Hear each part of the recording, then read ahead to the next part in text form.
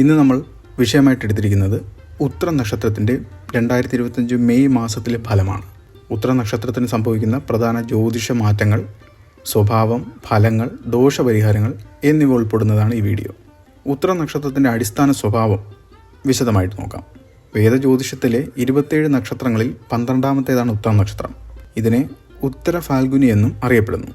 സിംഹരാശിയുടെ 26 degree 40 minute മുതൽ കന്നിരാശിയുടെ 10 degree വരെ ഈ നക്ഷത്രം വ്യാപിച്ചു കിടക്കുന്നു. സൂര്യനാണ് ഈ നക്ഷത്രത്തിൻ്റെ അധിപൻ.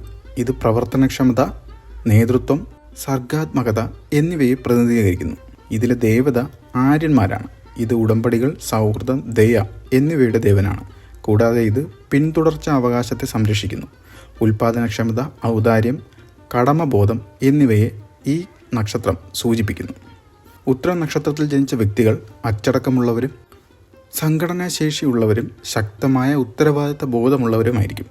ഇവർക്ക് സ്വാഭാവികമായ നേതൃത്വ ഗുണങ്ങളുണ്ടാകും. വിശ്വസനീയതയ്ക്ക് പേര് കേട്ടവരായിരിക്കും ഇവർ. ചിട്ടയായ രീതിയിൽ കാര്യങ്ങൾ ചെയ്യുന്നവരും എല്ലാ കാര്യങ്ങളിലും മികവ് പുലർത്താൻ ശ്രമിക്കുന്നവരുമായിരിക്കും.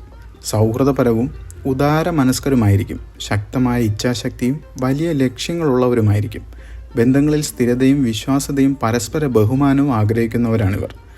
ക്ഷമിക്കുന്നവരും സ്വയം അച്ചടക്കം പാലിക്കുന്നവരുമാണ് കൂടുതൽ ആൾക്കാരും.